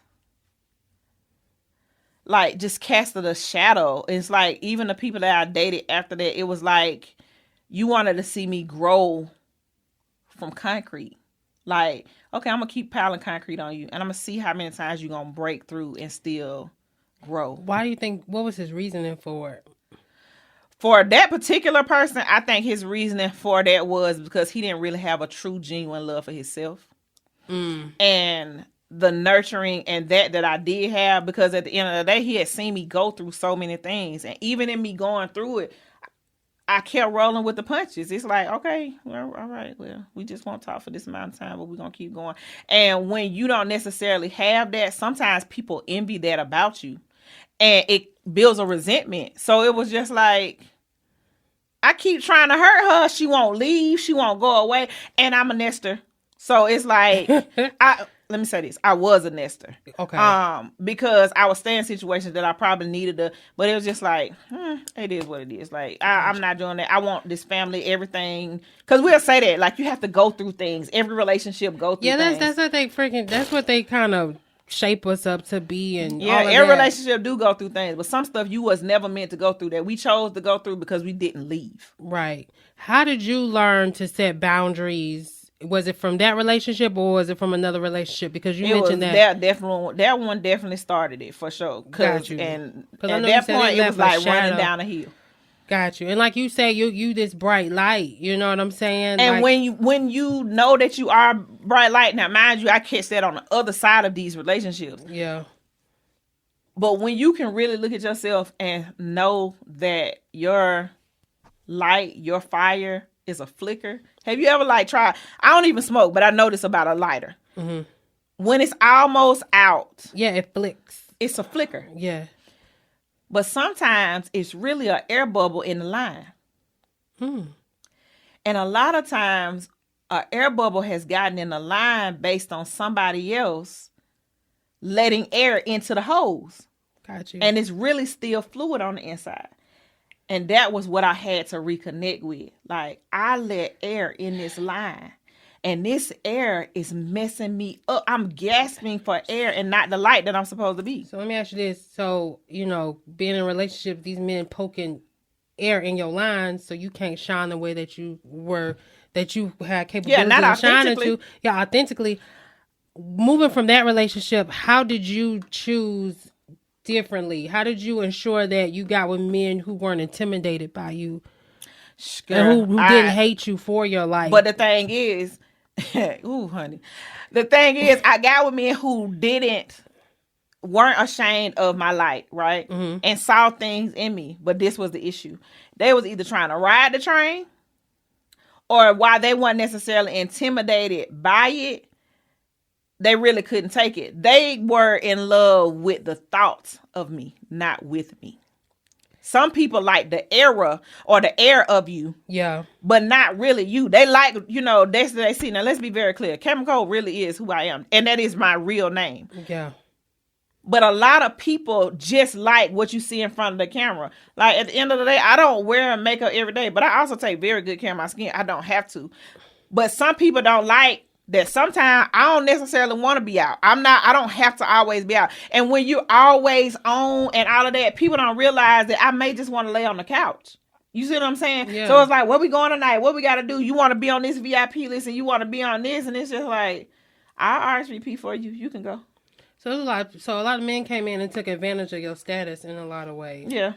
The ability to be able to go and do different things, or who I could connect them to, and different things like that. And I let it, because a part of it was like, dang, so is this the kind of man I can now get into? And then can I be very honest? It made me realize that I wasn't necessarily looking for a man in the industry. I needed somebody that understand that this is the industry that I'm in, and that while yes, it could be of perks to both of us, like, this ain't our life. You know what I'm saying? Now, don't get me wrong. I want a big house, all the cars, all of that. I do.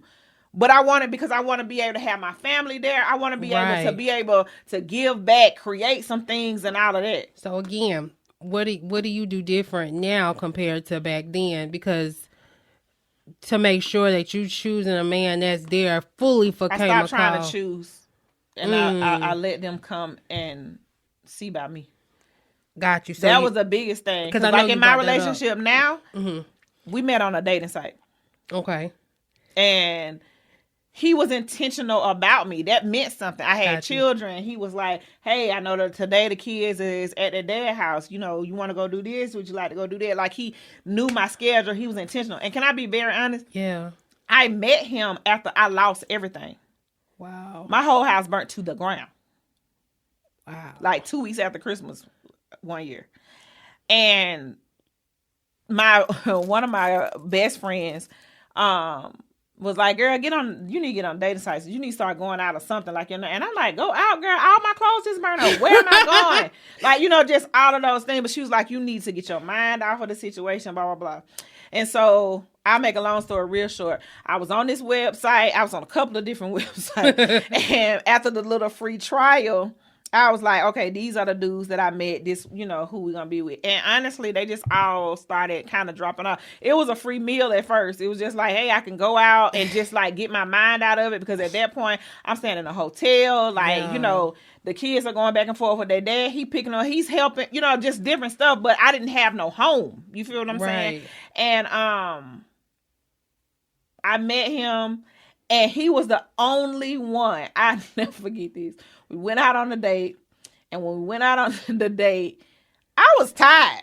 I was just tired of like faking it for dudes. Like, you know what I'm saying? Like, hey, yeah, I'm such and such. You done seen me online, so you seen certain things or whatever. Yeah, y'all all on my Facebook, Instagram, just stuff like that.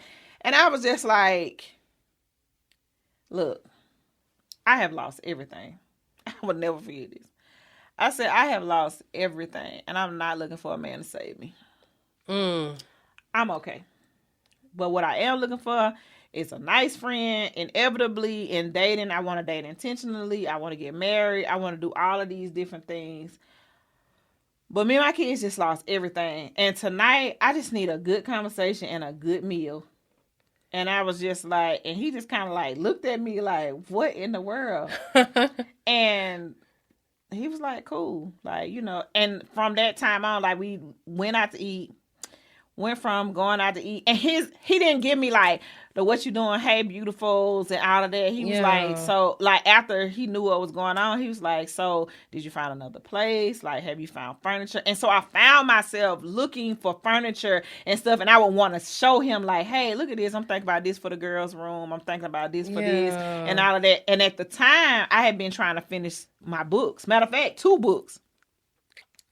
And he was like, so did you take the time to write today? I know you've been overwhelmed. But he was intentional about what I wanted to do. And he didn't know me from Adam's house cat. Is all I like to say. So in the midst of that, we built a relationship. He just was intentional. Like, and it wasn't even about sex. Because we was like almost 6 months in before we ever had sex. Wow. And don't get me wrong, ladies, it wasn't because I was just keeping it like that. Like, I ain't, no shade. It's not nothing funny. I'm not trying to get nobody on nothing. I'm just being honest. Yeah, in your situation. Yeah, my situation, just being honest. Do I value all of those things? Yes. That's just never been what I have been able to do. Self-control, I understand. But it's true.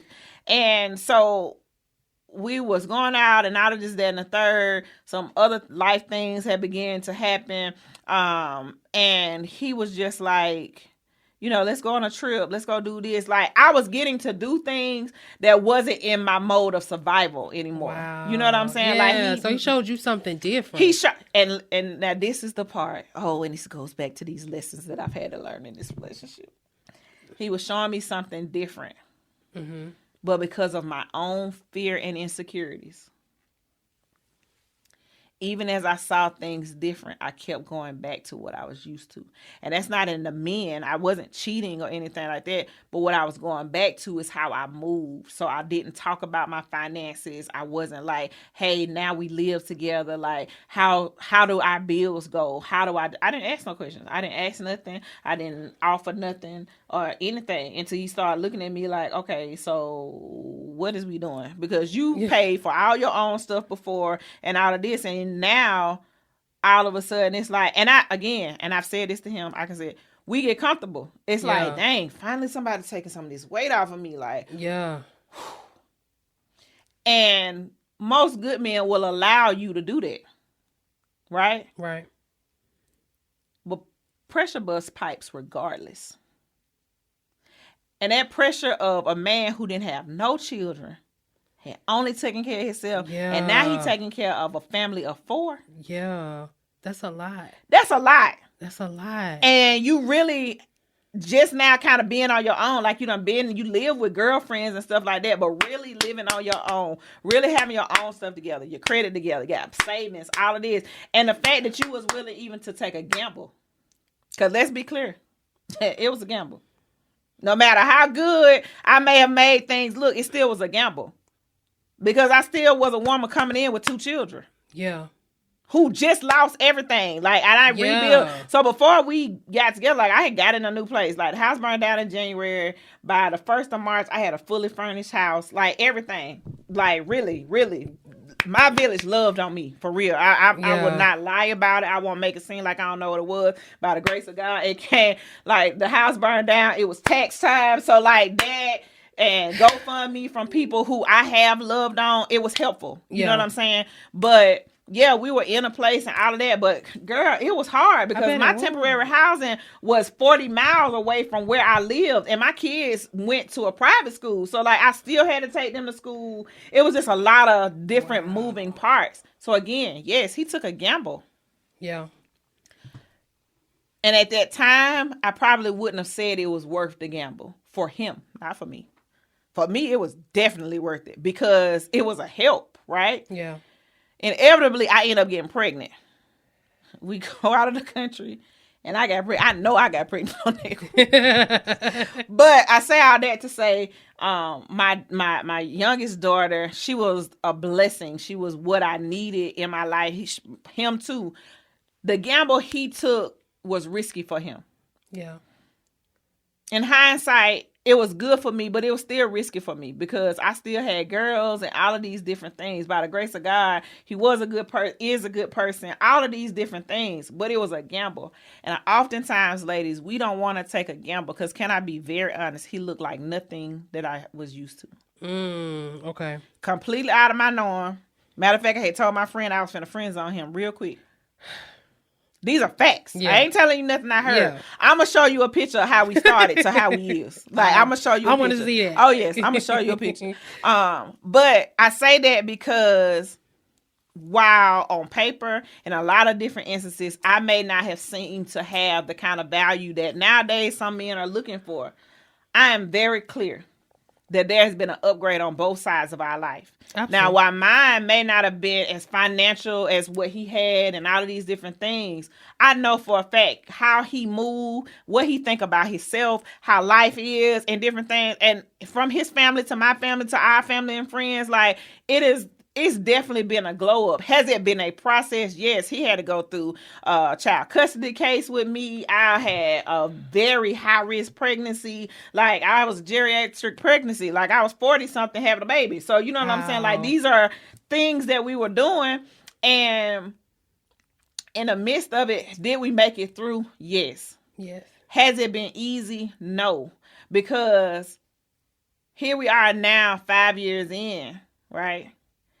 And we just maybe a year into being what we needed to be for each other. Of me being honest about my struggles financially. Not because I wasn't making money. Because I wasn't handling money the way I needed to. Yeah. I was making sure my business was taken care of, but I wasn't making sure my home was taken care of. Gotcha. So that pressure on him is like, I'm finna go buy new lights. I'm finna go buy a new this because I'm going to be this influencer. And I need to do this and I need to do that. Yeah. And I knew my light bill at home was paid because he was going to pay it.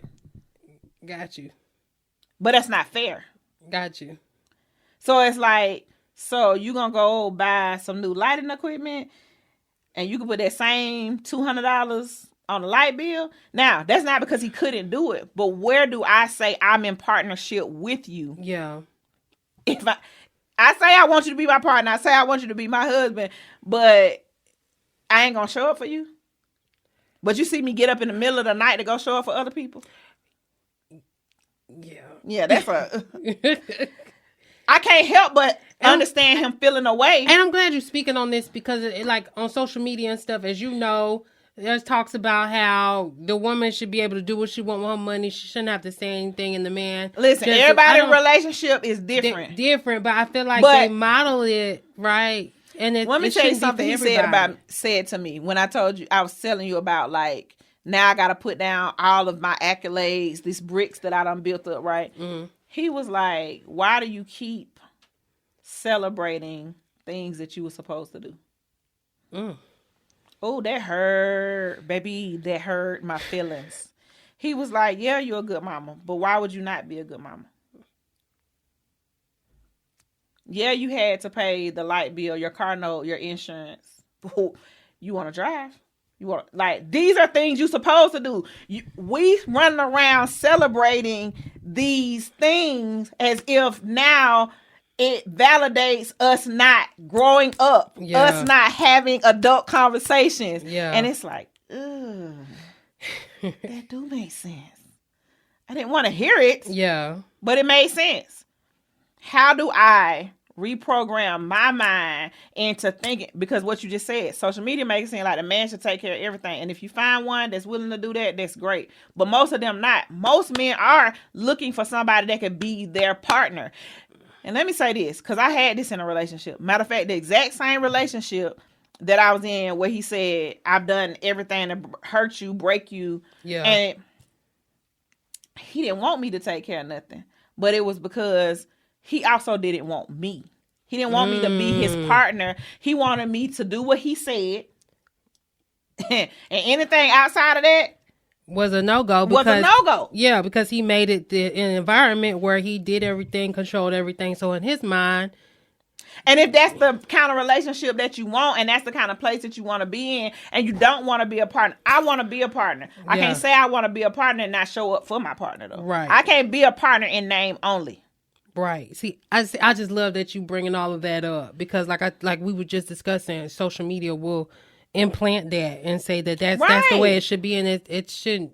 It's whatever the two people agree upon. Mm-hmm. But I'm definitely with you on that in regards to, for me personally, like I want to be a partner, so I don't want to be with a man who wants to pay everything and then on top of that, or what comes with that is I make all decisions. You don't really have no say so, and you do what I say, and that's it. Right, because then they make you a child.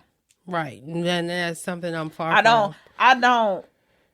I don't want to be seen as a dependent. Right. I ain't on this ghetto independence either. Now, let me be very clear. I want a man, need a man, love a man, all of that. But I have to also understand that what comes along with that is conversations that I didn't grow up understanding or knowing. Yeah. We see our parents together, whether it's your mom and daddy, or whether it's, your mom and her boyfriend, or your daddy and his girlfriend, or whatever. But a lot of what they don't tell us, and they don't show us, and they don't teach us, like, we hear, I'm definitely from the South, born in Mississippi, Southern roots everywhere. Yeah. They teach us to wash clothes, cook, and now our generation, most of them can't do that.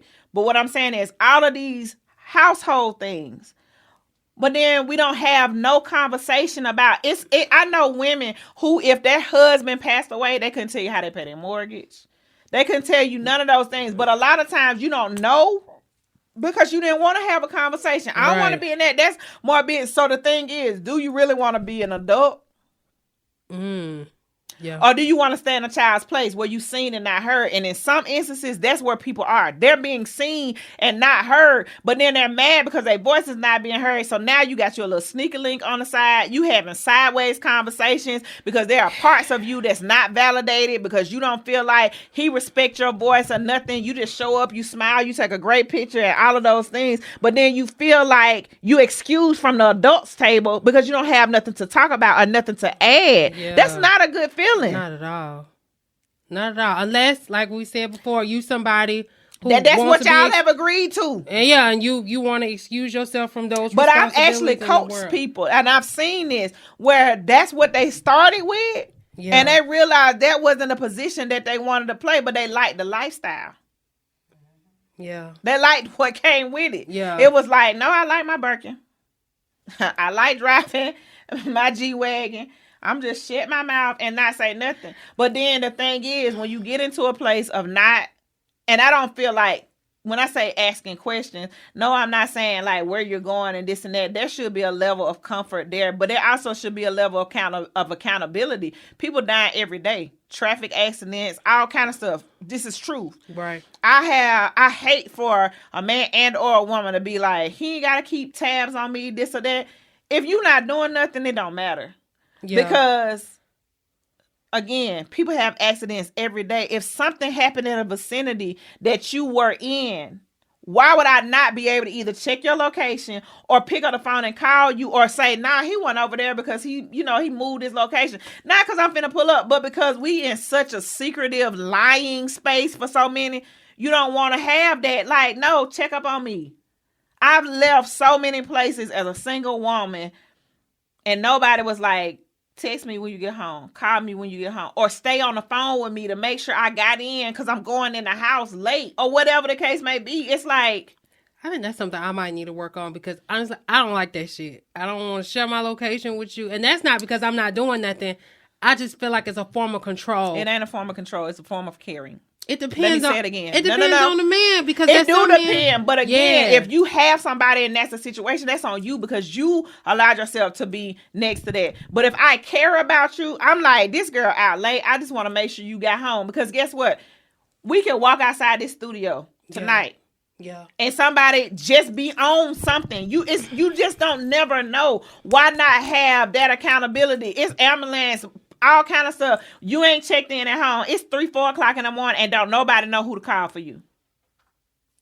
That's true. That's true. It's not a situation of control. Now, if you have somebody that's in a controlling place, you need to reevaluate the relationship. And I definitely agree with that. And stop making it seem like it's your mama. Like, no. It's not me trying to be your mama. It's not you trying to be my daddy. So I'm wondering if that's where maybe that comes from. Yeah. You know what I'm saying? Yeah. That rebellious spirit. Because there's a lot, including me, like I just said, I don't like that. Like, and that's not even between you don't like that until it's like, babe, somebody break it down and be like, babe, like, I'm just worried. Like, I want to make sure you good. Especially if he not trying to tag along or he ain't got that pull-up spirit. Now, I ain't saying all of that. Oh, yeah, because I maybe because that, too, I've experienced that shit. Yes, but you got to stop taking baggage into new relationships. I agree. Because at the end of the day, yes, you may see things that look similar, but similarity don't make it the same. Agree. So when is it safe for somebody to start sharing location? Once you start getting that, do you think immediately? Oh, nah, because you know what I'm saying? You need to collect a little data first before you just show. But I mean, like right now, I share my location with my oldest sister and my godson. Yeah. I never cut it off.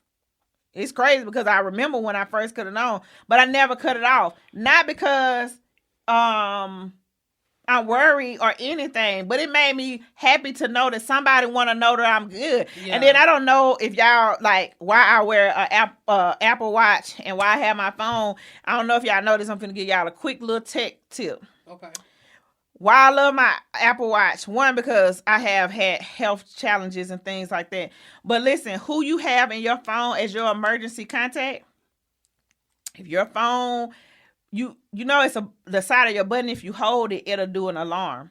I think I heard of that. Yeah. But if you stop breathing or your heart rate becomes a certain thing with the new thing, girl, it will reach out to all your emergency contacts.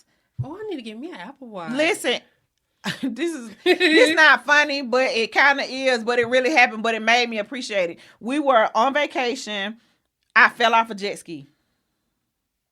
I never forget. Me and my nephew, I fell off a jet ski. When I fell off the jet ski, it sent my location to all of my emergency contacts. Wow. Y'all, when I got back on the jet ski and got back to my phone, they're all calling me like, are you okay? There's an emergency. A literal alert went out. So it went out to my godmom, to one of my best girlfriends, like all of them calling, like call 911, where is she? And all this showing is what my last location, which is in the middle of the ocean. Got you. That's a tip for y'all. That's a tip. I'm just saying, listen, that's a tip. That's the truth. Okay. Now, let me ask you this question. What's the craziest thing that you've ever done for the sake of love?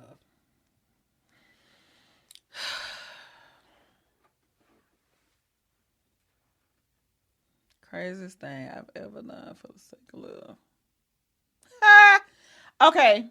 I don't know if this was yeah, it was love, because yeah. That version of you thought it was. So it was love, because yeah. Y'all still cool? Forever. We'll be friends forever. Okay. I was in college. Okay.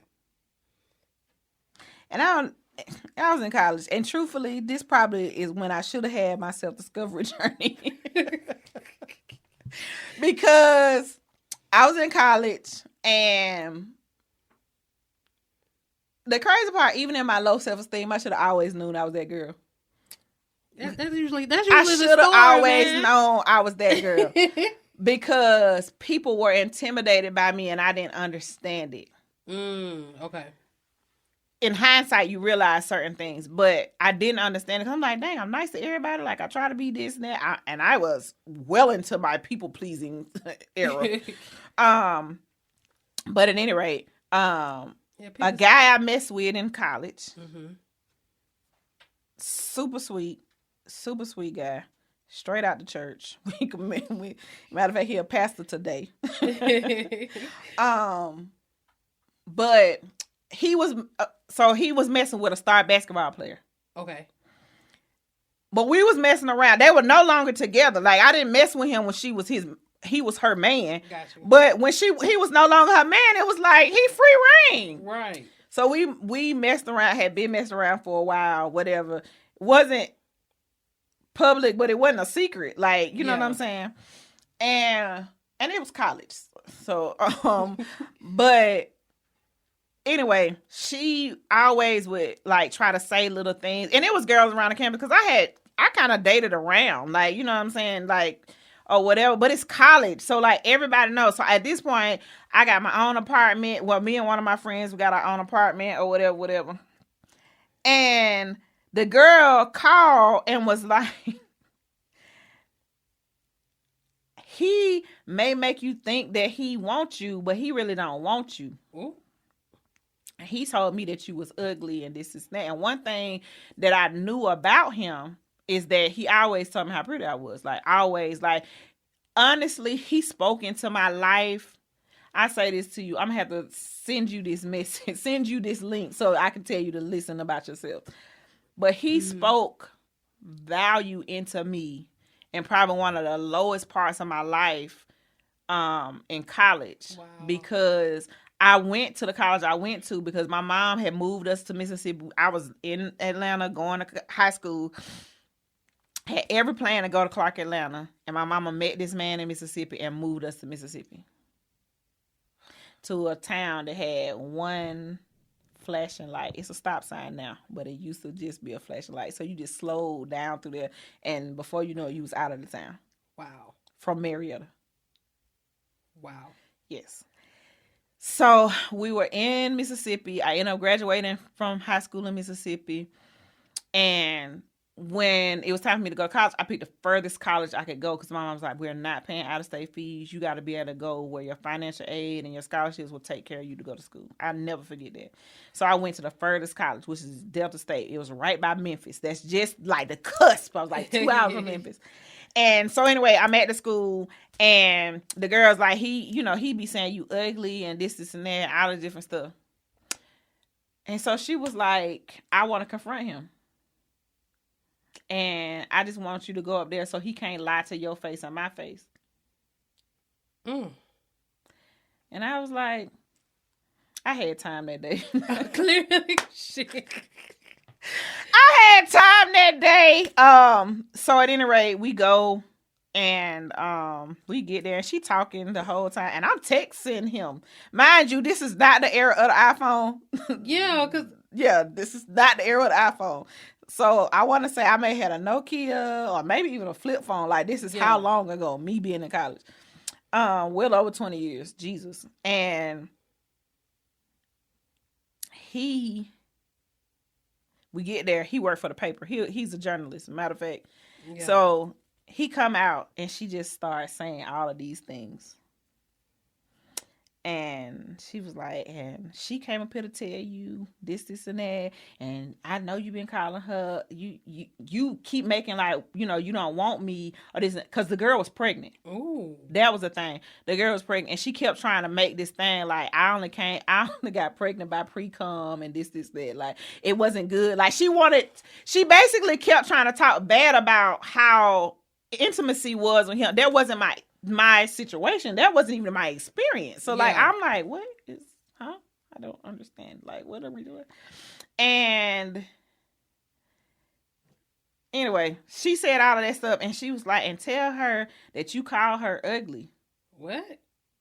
And he said, just what you said. He said, what? I've never said that. And she kind of looked. And so she was like, don't you want to tell him something? I was like, I can't because you wanted me to come.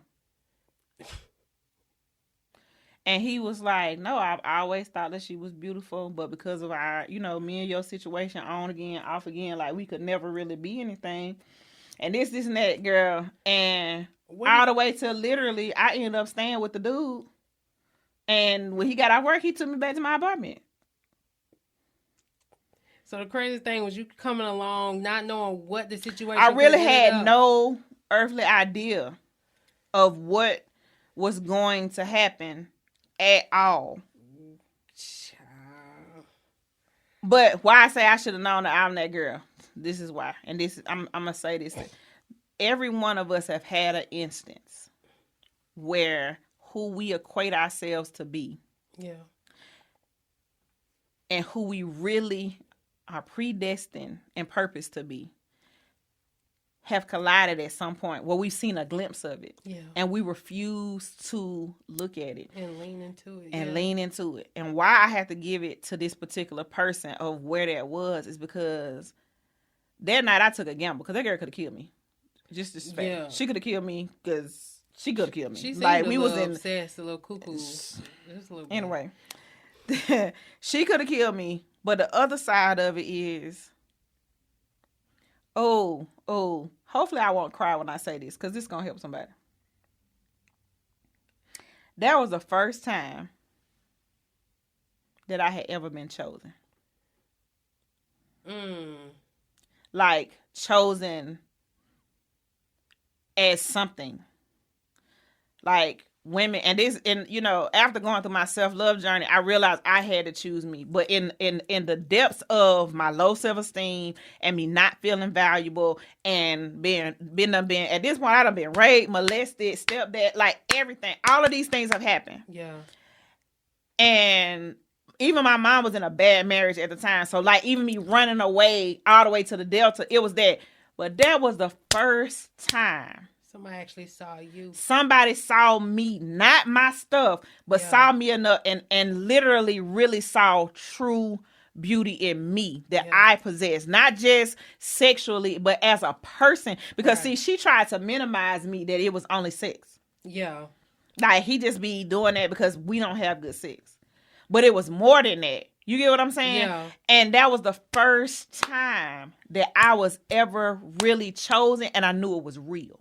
Yeah. It wasn't like, it was real. Yeah. You know what I'm saying? And the crazy part is, even after that, I probably have looked to be chosen until I went through my own like self of choosing me. Yeah. I probably looked for that for so long because I didn't have a dad that chose me. That chose to be in my life, that chose like any of those things. And I think as women, we have a desire to be chosen, to be picked. Yeah. Like, especially when you just, man, that just like took such off of my heart, because I feel like, listen, I don't know who's seeing this, but I'm telling you, it's pulling from me, because I feel like so many people make decisions based on not feeling seen or chosen, that nobody felt like they were worth the sacrifice. Yeah. That they were worth the choice, that they were important enough. Man, oh, that just, Jesus. Listen. I felt that. Man, I'm telling you, I have chill bumps. From that moment to even this moment, I realized I gotta choose me if don't nobody else choose me. Yeah. Because God was intentional in his choice and creation of me. Just like he was. And we look at like, oh, well, if God wanted more for me, I would have this. Or I want. No, there's a level of will that we have to show and say, like, no, I do want more than this. It's no way that you gave me certain unctionings in my belly to want to live this kind of way, to have this, to have that, and it ain't meant for me to have. Right. Choose you first. And in your everyday intentionality of choosing you, you will see the choices that you make evolve to make the life that you want, and will bring in the people that will also that align with you, and they will choose you too, because they'll see like, wait a minute, look how she carry herself, look how she like. And I know that that's how my village authentically came to me. Yeah. Because even in me choosing me, I also was very selective in my choice of them. That bring this whole conversation full circle. When we first started, I was talking about my friend. When her dad died, she was in the shower. Yeah. And she was crying. And I had some sneakers, whatever. I looked nice, but I heard her crying. I had lost my mama. I know what it feels like. And nobody came and got in her bed or nothing. But I heard her crying and the shower was on. And I was just like, and I literally just went and got in the shower full of clothes. And literally held her like a baby. Soaking wet, clothes on, soaking wet. But none of that mattered. Because in that moment, even as I said, like tears, in that moment, I understand, because that was a girl who grew up with a daddy that chose her. And she had lost her father. It's crazy how full circle this come around for me. Yeah. But she lost something I never have had. When I lost my mom, I was like, oh my God, like, nobody's going to understand. Like, I've said, outside of my children, I feel like if I lose anybody else, like, I can take it. Because I look at death differently. But this was her first time having to deal with this. And she did have a dad that was present in her life and all of these different things. And I just held her. I didn't say a word. Not it's gonna be all right, not nothing. Until she was ready to leave. And I'm talking about like she's snotting and crying. You have to know me, like I'm such a girl. Like I didn't care if she was naked. I didn't care none of that. Like sometimes we get in our own way because it's like let them have it. And the crazy part is I wasn't the only person there. Yeah. But we had that moment, and how I started the story, I never would have shared it. But maybe Monday or Tuesday, maybe Tuesday, I kept getting all these tags from her. And it was a picture of us. So I was just like, oh, that's so cute. Until I sat and read the caption. And the caption said, in the course of her losing her dad, because at this point, it ain't been 6 months. In the course of her losing her father, the very day after her having to go and identify him, that she was in the shower and God saw fit for us to have a moment. She was in the shower breaking down and that she just felt arms wrap around her. She had no idea who or what until she kind of came out of it. And she was like, most people don't know, but the body remembers. And absolutely. I appreciate the sentiment. And I was just like, oh my God. And matter of fact, on Facebook, I said, I've never shared what happened. As a matter of fact, it's so funny because like my church family, we're so close. Nobody seemingly even really knew that I was there. Like except for people that were there, even knew that I was there. Because it wasn't I always say about my friendship, like I love taking pictures. I am, I'm social, not media, but now I love to take me some pictures. Yeah. But I've learned to stop taking pictures in certain moments. I'll take a picture because I think that they help you remember moments. But in certain moments, and in that moment, it wasn't for me to say, I was with my friend today. She lost her father or whatever the case may be. Like maybe 6 months ago, one of our other girlfriends, she lost her mom. And we had to ride to Savannah and get on a boat and all of these different things. Yeah. I didn't post a picture there either because there are moments where you need people to show up for you. And that's it. Yeah. And I understand that. And this is for everybody who are trying to like figure it out and just wondering or feeling like you don't have no value, feeling like you don't understand like these choices and all of these different things.